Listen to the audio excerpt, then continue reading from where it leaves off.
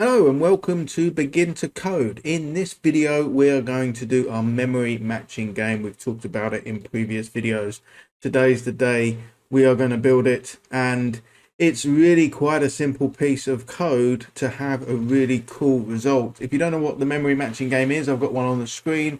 We click a box and it opens a couple of pictures. If they match, they go away. If they don't, we have to keep picking them. So I think we've seen something along these lines before, and when we match them, there they are, and you complete it when you've matched all your pictures. So that's what we're going to do today. Lots of the techniques we've used in the past are going to be used today, plus some new stuff, but it's a surprisingly easy build for a really good result. So let's crack on. Let's begin to code.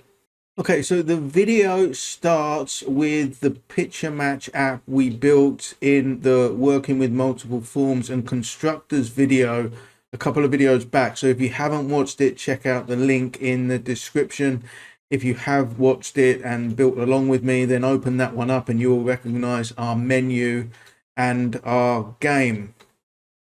So we're working on two forms. The only thing I've changed from that video to this one is in the game, on the close, I created a game form closed event, which is really easy. In the game design, if you click on the form and come down to the events, if you can see it over my shoulder, then when it's form closed, double click that to create an event when the form closed. So when it's X'd at the top there, and in there I pasted in the for each loop that we've got here on button return to menu. It's just that this dot close is not needed because close form does it.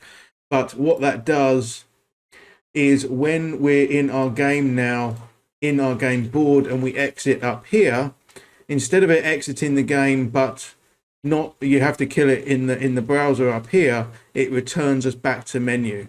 So we return from menu here, or we return to menu here. The only way the user will be able to really exit out of the game is to exit up the top. So that's the only difference from the previous video that we've worked on. Let's get on with the new stuff, and we're going to kill the label. We don't need that anymore. We're not going to do anything else visually to the game board. We're going to do it all via code. In menu, I pass a string. I don't want to pass a string anymore. I want to pass a variable, an integer. So we're going to call this int game level instead. And for game level, if it's the easy, we're going to pass a 3. And if it's a hard, we're going to pass a 4. Now we are looking at, we've got some errors because we've created integers and it's looking for string. So when we come to our game, instead of it passing in a string, we're going to pass in an integer. And our constructor also needs to be an integer. We don't need this label anymore on game load. That's gone, and we should be good to go on that. Instead, I think of calling it value, we're going to call it grid size, just so we know a little bit more of what that's talking about. And we'll change this up here to grid size as well. So basically between easy and hard, the grid size, it's always going to have 4 columns, and it's either going to have 3 rows or 4 rows. So it'll either have 12 boxes or 16 boxes to choose from. So that's why we're passing the 3 and the 4. We know we're going to hard code in 4 columns, and that's how it's going to distinguish the size of the grid. So let's go through and let's create all the variables we're going to need for this in a region. So region variables, we're going to try and keep this one tidy. And I know what variables we're going to use. We're going to start with some buttons. We're going to put the game buttons on, similar to what we did, I think, with tic-tac-toe. So this is going to be called game buttons. and that is going to equal new button, and I'm going to put that to the maximum size, which is 16. If we don't use them all on the easy game, we don't use them all, right? Because we're either going to use 12 or 16. So we're going to create our variable for 16. So that works in both instances. Then we want an integer, which is label number. This is what we're going to use to identify the buttons. We want two arrays, integer, and we're going to call this array easy. And this one is for our 12 button game, and we're going to put our numbers in. So when we create our array here, if we put squiggly brackets at the end, we can populate our array straight away. So we want a couple of ones, a couple of twos, a couple of threes, a couple of fours, a couple of fives, and a couple of sixes. So what does that mean? So these are actually what we match, right? So we've got two ones, two twos, two threes, two fours. So this is the actual array that we're going to match. And then we're going to create another array, which is array hard, which is exactly the same thing, but we've got the additional boxes on the end. So we want 7, 7, 8, and 8. So that's 1, 2, 3, 4 new boxes there on the end of that array. So there are two arrays done. Can hard code these in, because between easy and hard, this is what we're doing. If you wanted to make it more complicated, then you could write some methods to populate out these arrays themselves. We want an integer game size, which is slightly different to our grid size. So an integer of game size. Then we're going to have a Boolean, bool player turn. So I think we created one of these on tic-tac-toe when we started that.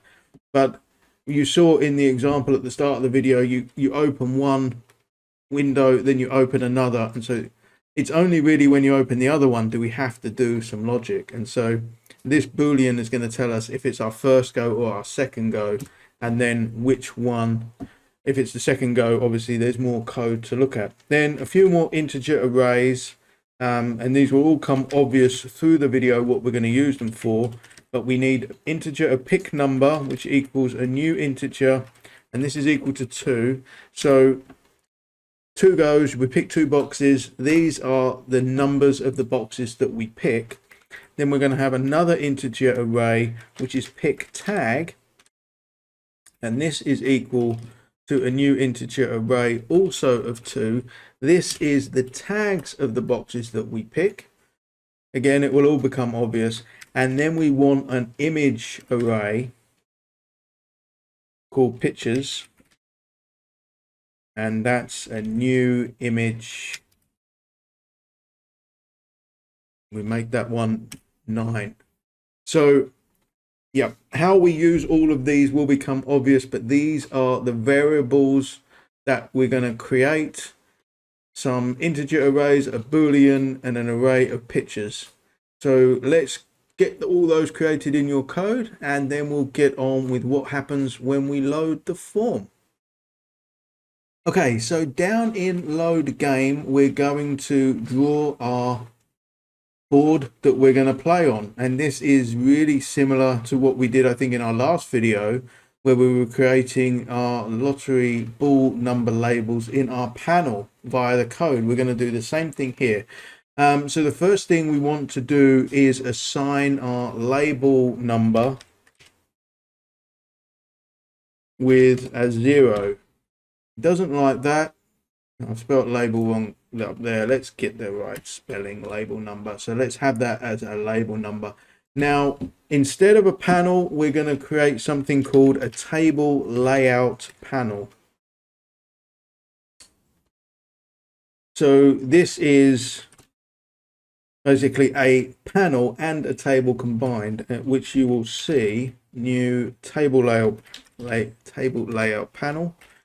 So it has columns and rows, and each one we're going to put our information, our buttons in. So we want a table location. So I've already scoped out the location for where I want to start it. So we start at a new point, and that is going to equal 90 by 70. So that's where we're going to start it on our game form. We want the auto size function to equal true, because whether it's a hard game or easy game, the table is going to be slightly different. We're going to call it a name. So we're going to call it a table.name can equal game board. I don't think we really use that piece, but I think it's good practice to do it. Right, so as I said, table column count. Our columns are always going to equal 4. We can hard code that in. The number of rows is based on our grid size. So our table.row count is going to equal grid size. That's why I'm passing the integer from the menu to the game. I haven't got to do any conversions of it now. It's either going to be taking a 3 or a 4. Perfect. Then we've got the table to auto size. We also need to set the auto size mode. So table.auto size mode equals auto size mode dot grow and shrink. So everything is going to fit very nicely, and the table.grow style is going to equal table label layout panel grow style dot add rows. And then the last thing we need to do, if you remember from the last video, is we need to add that to the controls of the form. So this dot controls dot add our table. So we on game load create a table, a 4 by either, or a 3 by 4 or a 4 by 4, which can change size easily. Then we need to start to put our buttons into our table. So we're going to do that via a couple of loops. So the first loop, for int I equals 0, as long as I is less than grid size. So this is the loop for the rows. Then I plus. And within that loop, we're going to put our column loop. So for, and we're going to call this int j equals 0. As long as j is less than 4, there's always 4 columns, then j plus plus. So when you think about it, this is going to go row 1, 1, 2, 3, 4, then go down to row 2, 1, 2, 3, 4, and then row 3, 1, 2, 3, 4, and so on. Now, every spot, or every what's the word, every box in our table, we're going to put a button in, and that's where we're going to use our game buttons array that we've created up here. So let's go through game buttons. So game buttons. Then instead of putting in I or J, we're going to use our label number up here that we're starting on 0. So in there, we're going to go into our label number. And that equals, first thing, a new button. That's where we create our button. Now let's think, what do we want our button to do? Well, we will give it a name. So game buttons, label number. Let's put it inside the squares mark. It'll be easier. Is dot name is going to equal, and then we're just going to put our label number to string. Quite straightforward. I'm going to do a bit of work on the text of the game buttons for now through the build. We don't need this in the final solution, but you'll see as we go through the build what use this is going to be, and then we'll just take it out or comment it out at the end. Or, well, actually, we're not really going to use it. It's not really going to make too much difference. But I'm just going to add a nice big Microsoft I think I spelled that wrong last time. And sheriff, and we're going to make it a 20 F. So 20 float, I think that means, for the size of the font. I'm going to also set the button text at the moment to equal our label number also. Again, we don't need this in the final solution, but through the build, it's going to help us. Now, let's just set really the locations for these buttons. So we're going to anchor it to the grid cell that it's in. Like so. We're going to hard code in the size of our button. Oh, I've done it twice. I'm trying to go fast to impress you guys. So label game buttons label number dot size is going to equal new size, and that's going to be 100 by 100. So reasonably decent square buttons. Then we want a click event. So because we haven't put a button or game board on here, we can't double click it and say, well, this is what happens when you click the button, right? We can't use our properties here to assign a click event, but we can assign them through the code. So game buttons, and then each one wants, again, fortunately, the same click event. So game buttons dot click plus equals this one, new event handler. It's a slightly different text, event handler, and we're going to call that button click.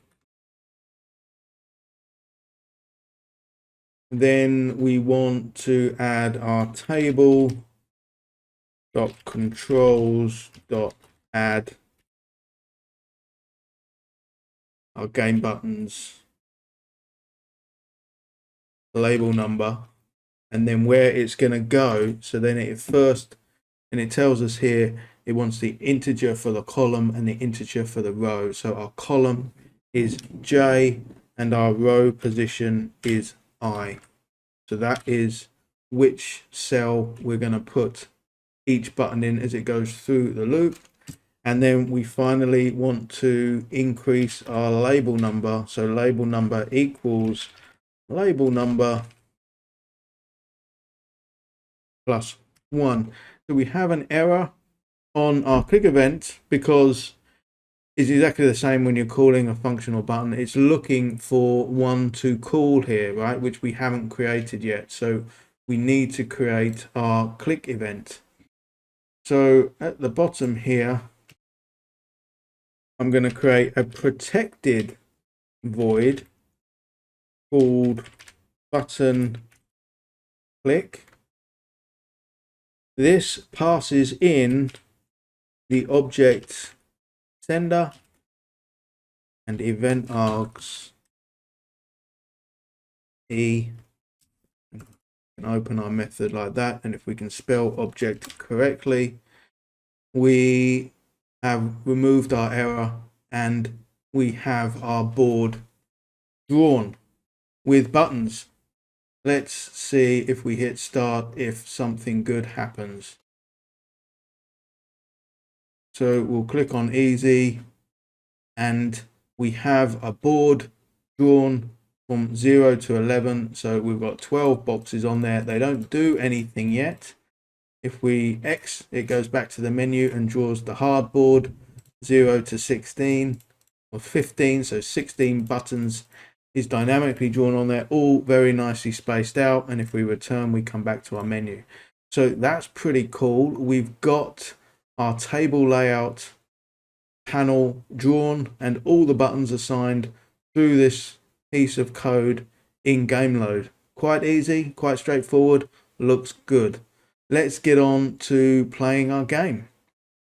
Okay, so in order to play our game, we are going to first call a new function called new game, which is going to run at the end of game load. So let's create our function private void new game.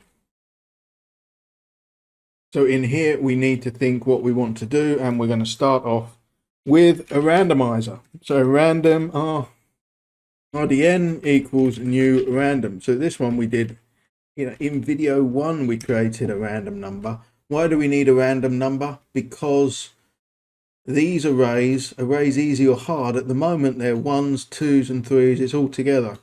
We need to shuffle these up because these are what in effect we match. So if it's always 1 and 2, then the game's pretty easy. So we first need to think how we shuffle those up, and we need to think what we shuffle up. So it's really at the moment now based on grid size. So if our grid size is equal to 3, then we're going to do this. Else our grid size is not equal to 3, and we're going to do this. So if our grid size equals 3, our game size equals 6.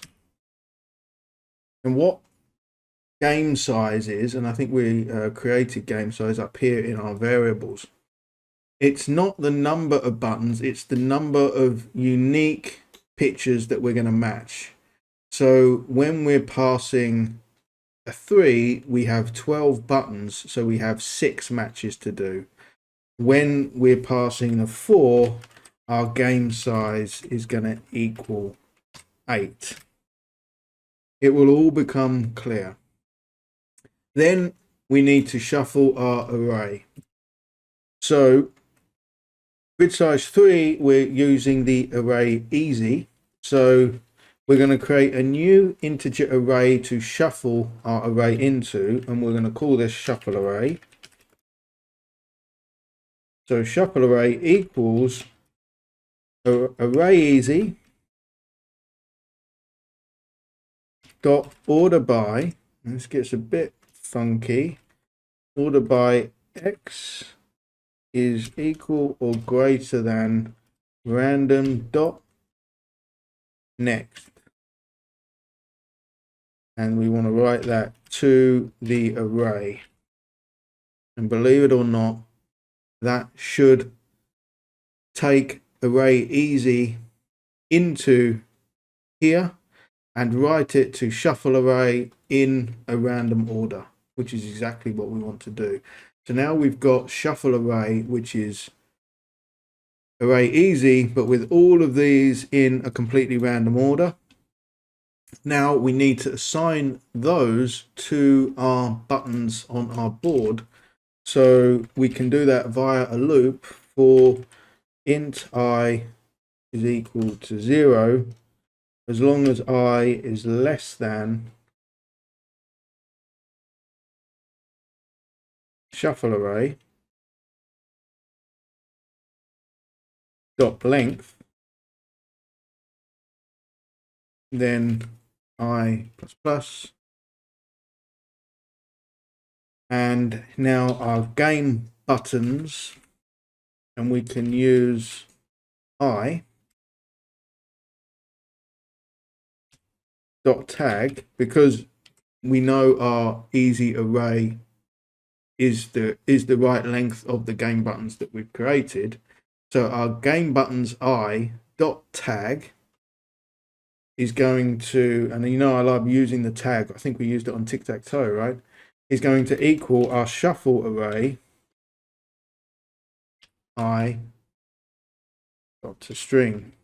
So on each button in the game board, we assign our shuffled easy array. So there's going to be 2 1s in the board, 2 2s, 2 3s behind random buttons. We don't know where. Then we're going to do the same thing on the hard array. So we're going to, you know, I like to get it working and then tidy. So we're going to create a shuffle array down here, but it's going to be on array hard. And it's going to take still shuffle array in and assign it to the tags. So we're shuffling up our array based on our grid size and assigning it to the button tags in new game.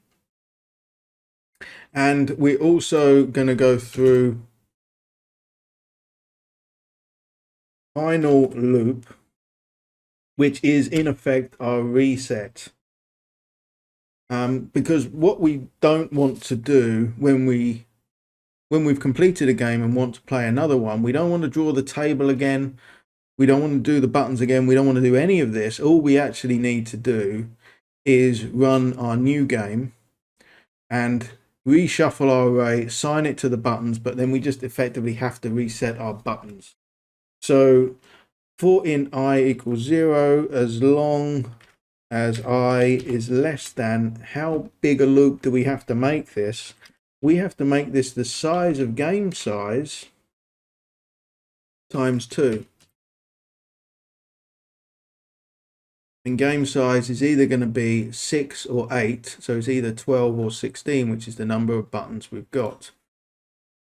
Then I plus plus, and so basically through every button,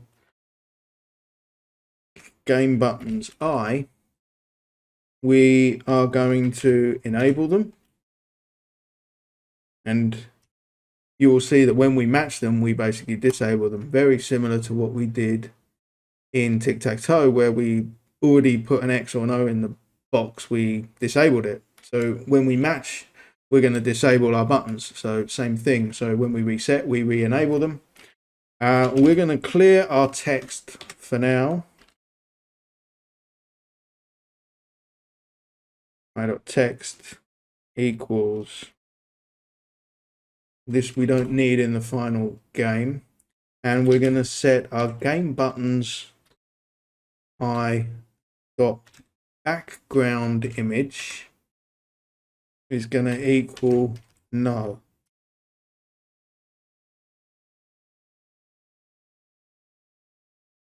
So any image which we've assigned to our button, we're just going to wipe it off. So that is our new game that we're calling from game load. Let's run our code. Nothing should happen. Well, we've cleared the text of our buttons, right? So we did that right at the end of new game. We clear our text, but nothing is happening yet when we click our buttons. And if we go into hard, it's drawing the board. Nothing's happened. I'm sure shuffle array has worked, and each of these has a different tag where one of them equals another one, which we don't know where. So we're just going to have to trust that for now. Let's get our click event working to see how to play this game.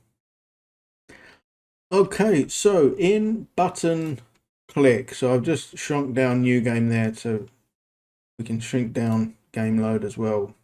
Looks a bit tidier. So in button click, what do we want to do? The first thing we need to do is figure out which button has been clicked. So button equals button sender. We've used this a few times before. And then I want my button.text to equal my button tag.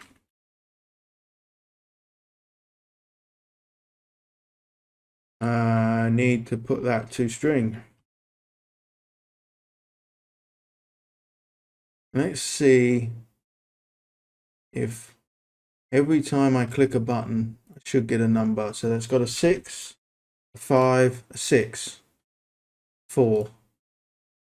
So these are the shuffle array showing up, and we can see that these how it matches up. So 6 was in that top corner. If I go easy again, it shouldn't be a 6. Well, unless it's randomly shuffled it to the same position. So we're getting different tags behind different buttons. Fantastic. Always, let's just go and check the hard to make sure that they're shuffling and that we're not busting the arrays or something like that. So that's good. We've got random numbers, random tags behind our buttons. So what do we need to do with those? Let's think about something we haven't used yet, which is player turn. Player turn is set to false. So every time we click a button, it's either 1, which is revealing a button, and then 2, it's revealing the second button. Only on the second button do we really need to do any logic. So if player turn is equal to false, what are we going to do? There's a few things we're going to do. We're going to assign pick number. So the first position in pick number, we're going to int.pass our button name to string. So this is a unique number in pick number. This is very much what button have you pressed. We're also going to set our pick tag, the first position of pick tag, which is going to equal int.pass. Now this one is button.tag to string.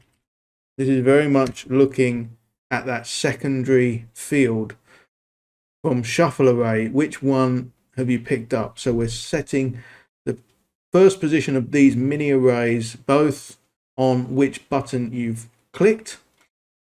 We're showing our text up here, so that's good on player turn false for now. No, it's not. We also can do a button.update,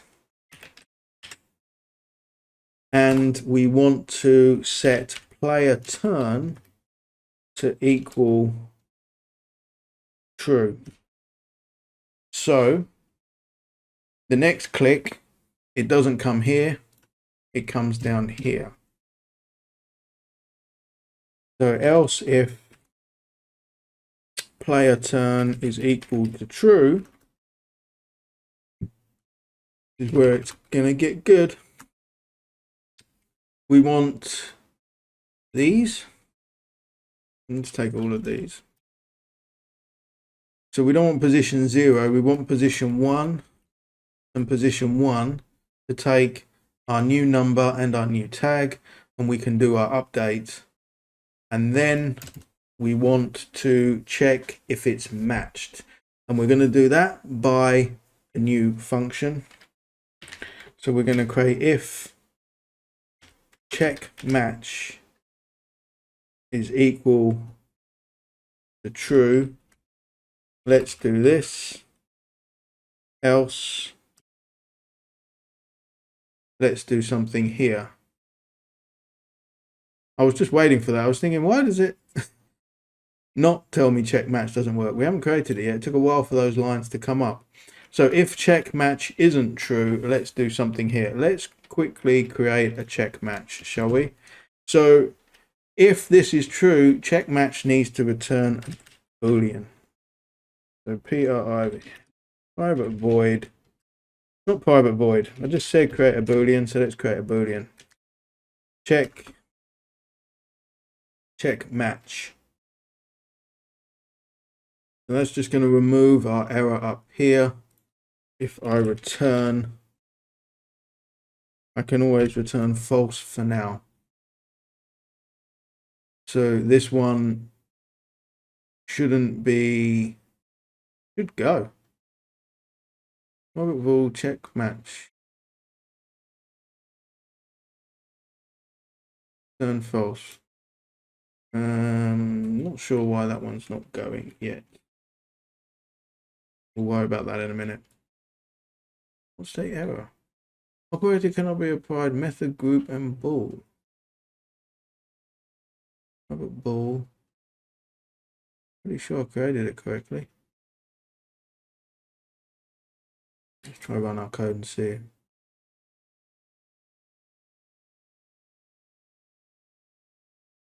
If check match equals true, that should be fine, shouldn't it?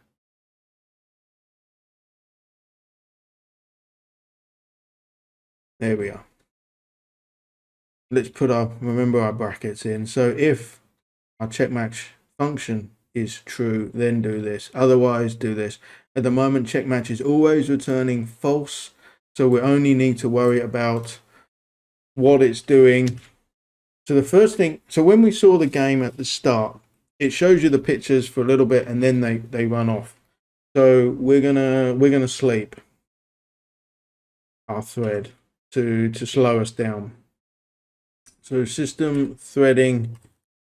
Where did we do this? We did this in lottery, right? Because I wanted to give the impression that each ball was slowly dropping out. So we'll sleep our thread here to 750. We're going to set our player turn to equal false. So the next button we click is going to go back into here. We're going to reset our buttons. So if you remember up here, we're setting our button text to our tag. So we're going to re-clear that out. So we want game buttons. And it's game buttons pick number.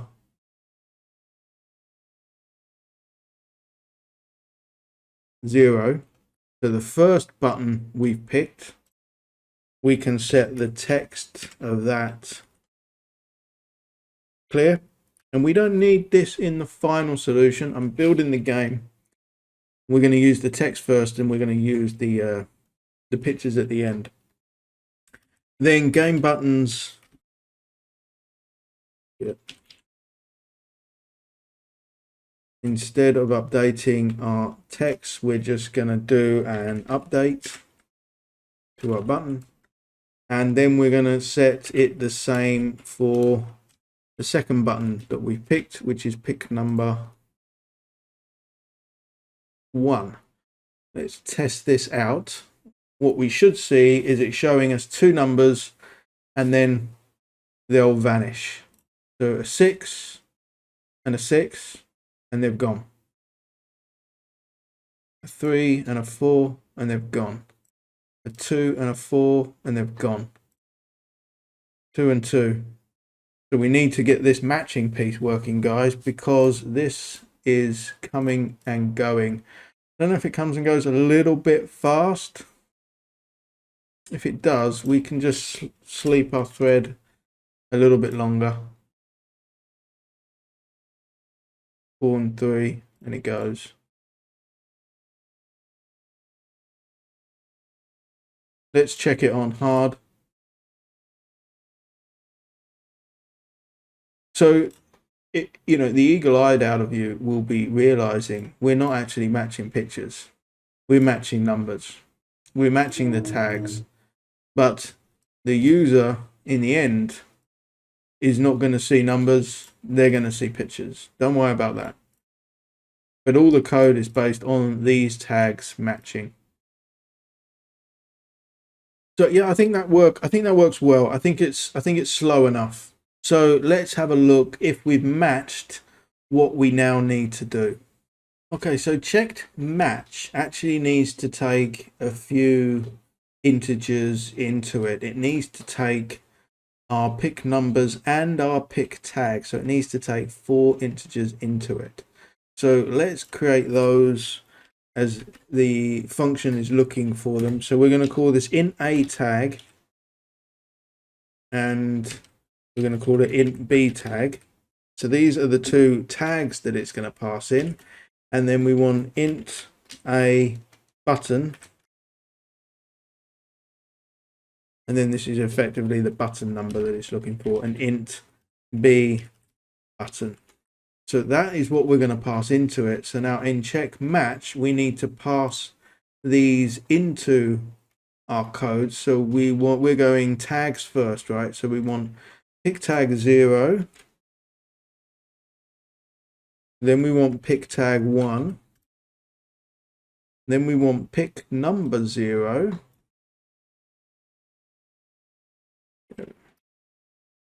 And we want pick number 1.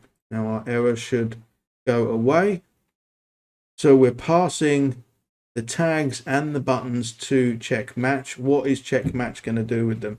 It first needs to see, do the tags equal each other? So if A tag equals B tag, that's effectively match. And in this if statement, what do we want to do? Get our tag correctly. So in this statement, we want to put our game buttons A button. So now we know which button to update. We're going to set the enabled of that to equal false. And the same on B button. We're going to set that to false. And we're also going to take our game size, which we created in new game. We created something called game size, right? Game size 6 or game size 8. So in every match, we effectively take 2 out. So if we're playing an easy game, we've got to identify 6 matches. If we've created or found 1 match, then we've got 5 left. So our game size can equal game size minus 1. So the program knows you've got 5 matches still to do. Now what happens if our game size equals 0 and we finish them? Well, then our game is over. So at this point, if we find our final match, we need to say that if our game size is equal to 0, what do? Well, we're going to throw up a message box for now. Show. And that can just say, well done. All matched.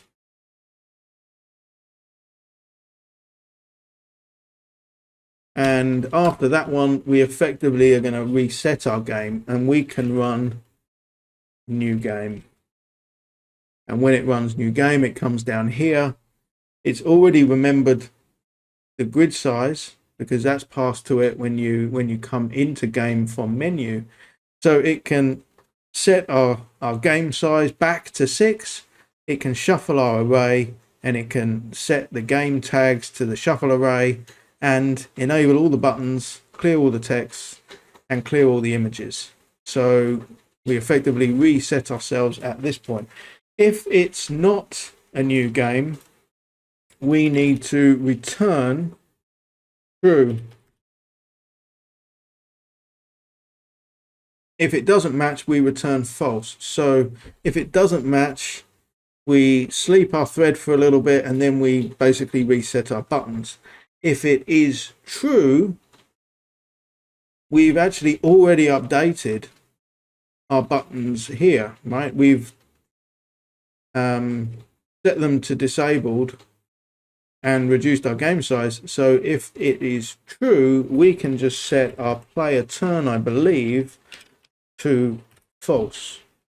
Now we should, at this point, have a memory matching game complete. Let's hit start and test it. So we've got a 6 and a 5. No, that didn't sleep. Second didn't sleep. A 1 and a 2. So we've got something happening at this stage. On our second click, it didn't sleep. Why not? Inserting sleep, player turn. We're updating our text and our update. Didn't that seem to work? 1 and 3, they're both gone. 1 and 1, well, they matched. 3 and 6, 6 and 6 matches. 3 and 3, 2 and 5. Seems to work this time. I'm not sure. 4 and 4, 2 and 2. Well done, all matched, and it resets. 5 and 5. I don't want it to match on the first go. Well, it's working now, which I expected it should do.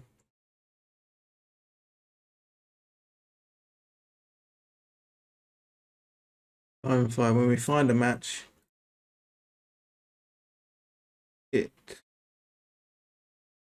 seems to work. 4 and 4. Let's have a look at the hard game. 1 and 4. Yeah. 1 and 1. 2 and 6.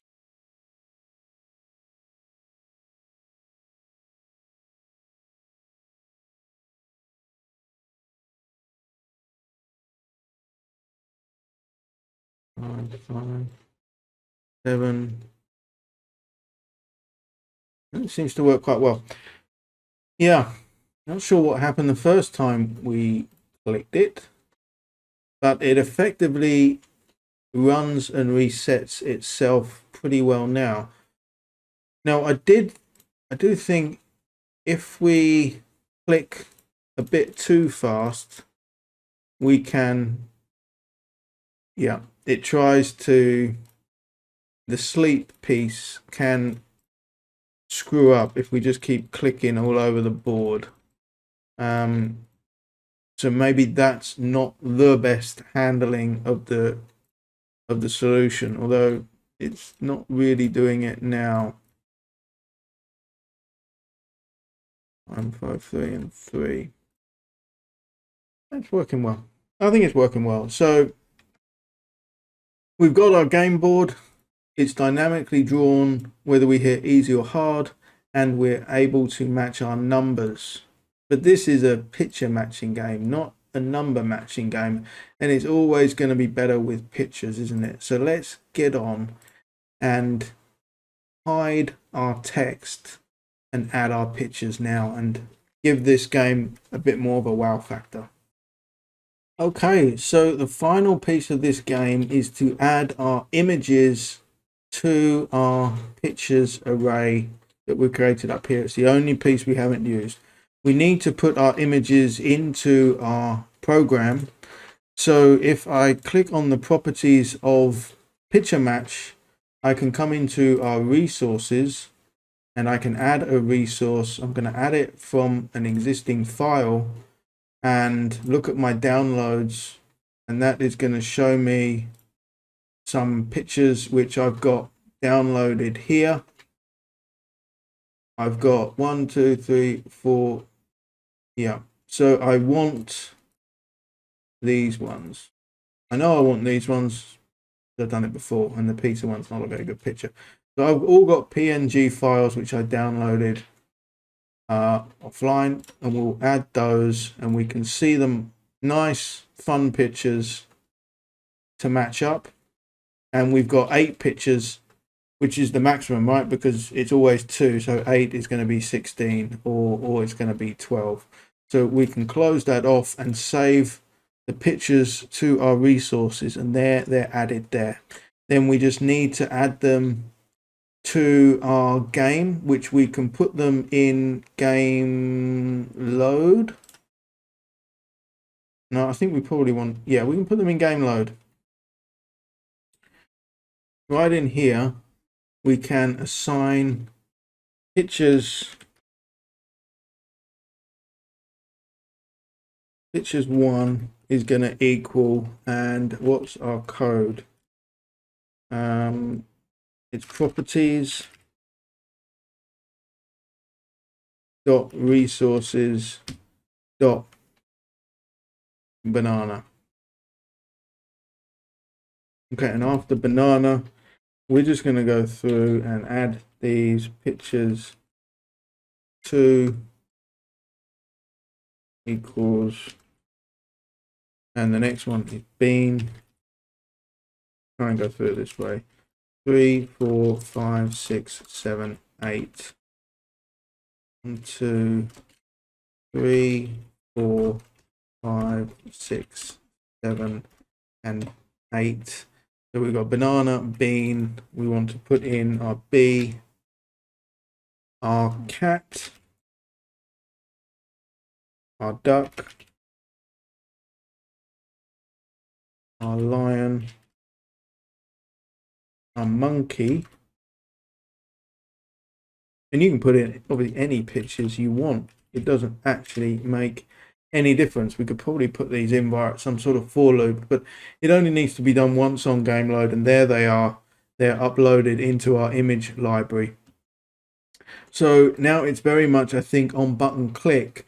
How do we put our images instead of our text? So yeah, we definitely don't want to put our text in. Let's have a look. Actually, where else have we got text? In game load, we don't need to set our font anymore, and we don't need to set our label number anymore. And in new game,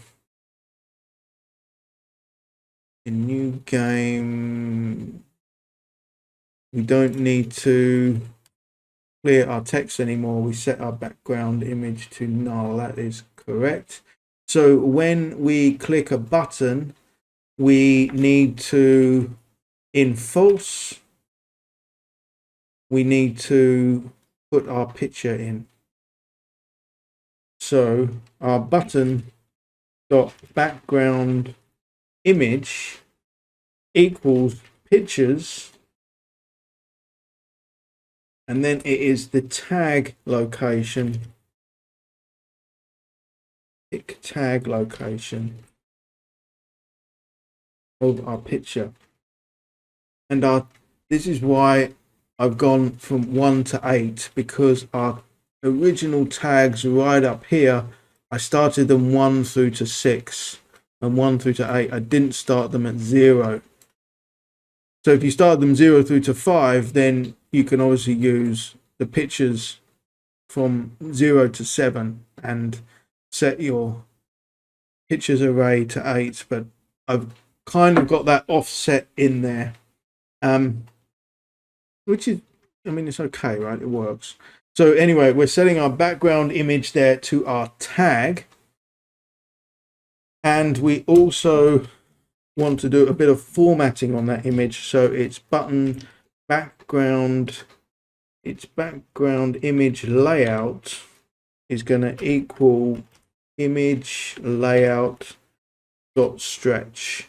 That's going to make it nice in the box. And we're going to do the same thing if player turn is true. We're going to do the same thing down here.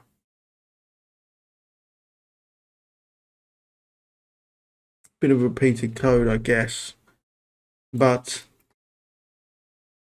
we need to pass in whether it's 0 in the array or 1 in the array, which is why it's in the if statement. It can't be up here anymore. We're not just blindly putting in the tag anymore. We need to use the tag in pictures to find the correct image. So that's good. The only thing we need to do if it doesn't match is, instead of resetting our text, we need to set our image. So our game buttons pick number, it's the same thing. 0 dot image is going to equal null. And we should be able to put the same piece in here as a 1. Let's see if we've got cool pictures.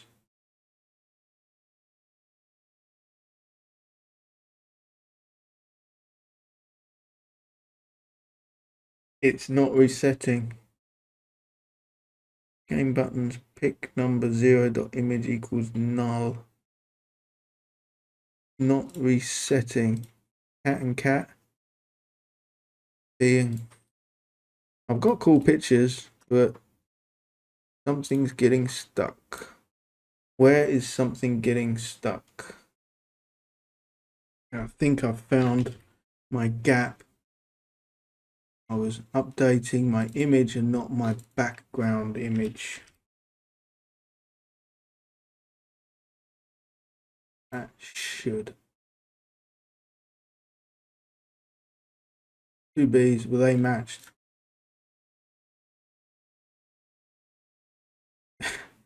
Unbelievable, get two matches in a row. Bean and bean.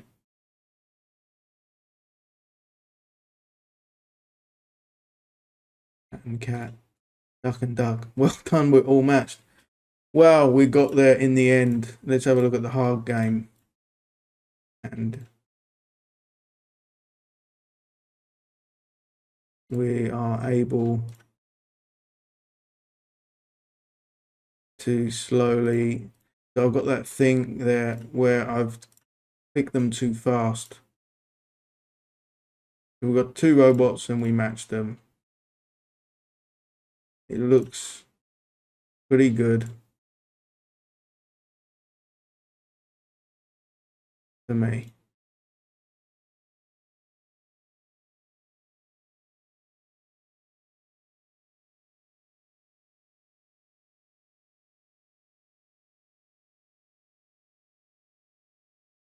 No. Yeah, I can't remember where the hell these are. So there's the bee. There's the monkey. There's the cat. We're done. Well done. All matched. Well, we got there in the end with a few bumps along the way, but it looks great. I think it functions really well for game 1.0. Right, let's get the game, let's get it matching, let's get it working, let's get our levels in. We've done all of that and it functions well and we can come out of it. So yes, I'm sure there's a few things we can think of to come in. Put some comments in, tidy it up, and just have a look at that gameplay to think about that sleep, if that's the best thing to do, because we can click through it a bit fast and sometimes get it looking a bit funny. But the basis of the game is strong. Thanks you everyone for watching. I think that's we're going to call that video there. Next video coming up is going to have some really cool new stuff in as well. We're going to push ourselves to start something new and bring ourselves along on Begin to Code. We're going to learn some new stuff.